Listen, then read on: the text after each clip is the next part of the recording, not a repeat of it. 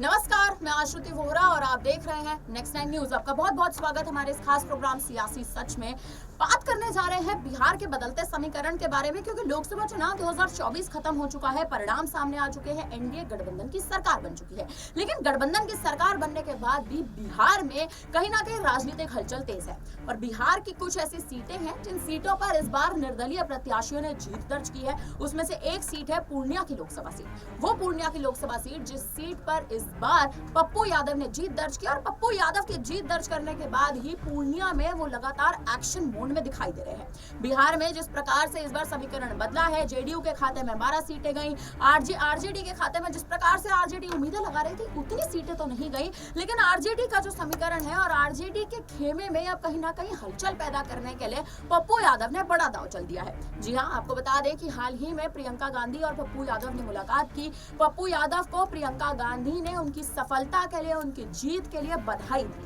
और उस बधाई के बाद पप्पू यादव के सामने शायद और कयास इस प्रकार के हैं कि प्रियंका गांधी ने ये ऑफर भी रखा कि आप एक बार फिर से कांग्रेस में शामिल हो जाइए। लेकिन पप्पू यादव की जीत के बाद उनके जो रुख है, उनके जो तेवर है, वो बदल चुके हैं। पप्पू यादव अब प्रियंका गांधी के साथ शामिल होने में, या कहे कांग्रेस के साथ शामिल होने के लिए उन्होंने एक बड़ी शर्त रखी है। वो शर्त कुछ इस प्रकार की है कि बिहार में आरजेडी के साथ जो कांग्रेस का गठबंधन है, वो गठबंधन जो है उसको आरजेडी के साथ तोड़ दिया जाए। अब पप्पू यादव ने आखिर क्यों यह शर्त रखी, क्या किस प्रकार के जो समीकरण है बिहार में वो उठते अब दिखाई दे रहे हैं, इस पूरे मुद्दे पर चर्चा करेंगे। हमारे साथ माही मौजूद है। माही, आपका स्वागत है। माही, आप जिस प्रकार से देखें, पहली बात तो पप्पू यादव का प्रियंका गांधी से मिलना, एक तरह से उनसे बातचीत करना और प्रियंका गांधी का उनको बधाई देने पहुंचना, किस हिसाब से आप देखती हैं ये पूरा समीकरण? जी देखिए, इस बार पप्पू यादव ने जिस तरीके से पूर्णिया में खेला किया, पहले वो नामांकन दाखिल करने के लिए पूरा जद्दोजहद करते हैं, फिर कांग्रेस में उनको जगह तो मिल जाती है, लेकिन अगर पूरा समीकरण देखा जाए तो पप्पू यादव के हक में जाता हुआ दिखाई दिया।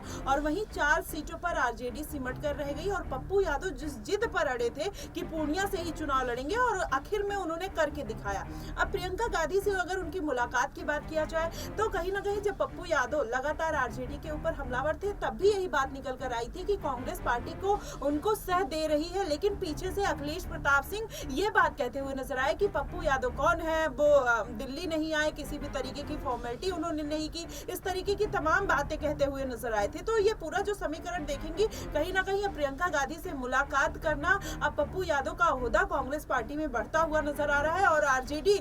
लगातार पप्पू यादव को गिराने के लिए, जैसे अभी आपने देखा कि 2 करोड़ का मामला उनके ऊपर, फिरौती का मामला निकलकर सामने आया, तब भी उन्होंने इनडायरेक्टली यही बात निकाली कि उनके ऊपर कहीं ना कहीं उनको फंसाया जा रहा है, और जो विपक्षी पार्टियां हैं उनको विपक्षी पार्टी में भारतीय जनता पार्टी का उन्होंने नाम नहीं लिया, लेकिन उनका जो इशारा था कहीं ना कहीं तेजस्वी यादव की तरफ भी था।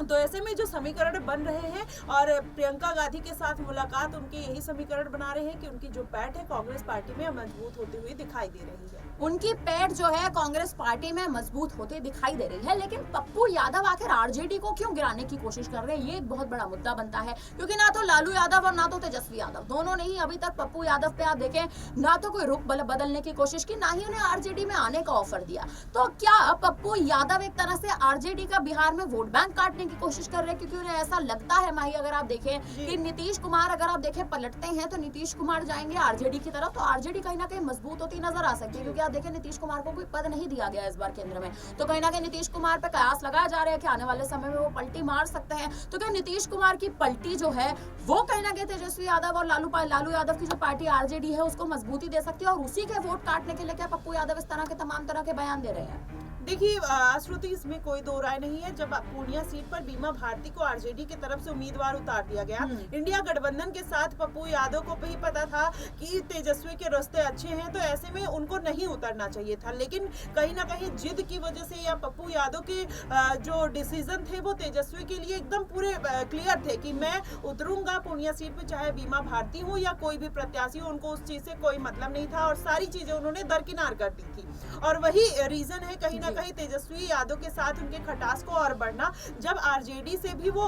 मांग रहे थे टिकट पूर्णिया के लिए, लालू यादव साफ तौर पर इनकार कर देते हैं, उनको दूसरी सीट ऑफर करते हैं और वो पूरी तरीके से बोल देते हैं कि मैं इस सीट से चुनाव नहीं लड़ूंगा, मुझे लड़ना है तो मैं चुनाव पूर्णिया से ही लड़ूंगा क्योंकि वहां पर मेरे जीतने के चांसेस ज्यादा है। लेकिन वहीं पर जब बीमा भारती जेडीयू की नेता थी, तेजस्वी यादव भी कहीं ना कहीं ओवर कॉन्फिडेंस में थे कि जीती हुई प्रत्याशी हैं और जेडीयू के नाम पे या भारतीय जनता के प्रत्याशी और यहाँ पर उनकी जीत फिक्स हो सकती है, लेकिन पप्पू यादव अपनी बात पर अड़े रहे। तो ये पूरा समीकरण आप देखेंगे श्रुति, तो ये पूरा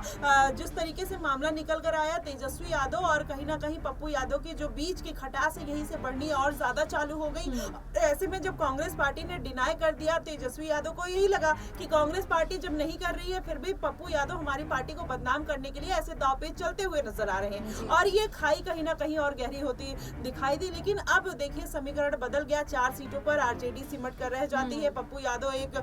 समझ लीजिए किंग मेकर की तरह पूर्णिया सीट से निकल कर आते हैं। तो ऐसे में अब कांग्रेस का जो रुख है कहीं ना कहीं उनकी तरफ नरम पड़ता हुआ दिखाई दे रहा है। लेकिन भाई पप्पू यादव का आप देखिए कांग्रेस से उनको टिकट नहीं मिलना, तब भी आप याद करें इससे पहले जीत से पहले कहीं ना कहीं वो लगातार कांग्रेस के लिए चुनाव प्रचार करते नजर आ रहे थे और वहीं जो कांग्रेस के मुख्य चेहरे थे, प्रियंका गांधी हो, राहुल गांधी हो, खड़गे हो, उन्होंने आप देखे पप्पू यादव को उतना एक तरह से कहें तो उनको भाव देने का प्रयास नहीं किया, उनको दरकिनार कहीं ना कहीं कर दिया गया और अब वही कांग्रेस का जो रुख है वो कहीं ना कहीं पप्पू यादव के लिए बदलता नजर आ रहा है। तो क्या कांग्रेस कोई रणनीति चलना चाह रही है पप्पू यादव पे?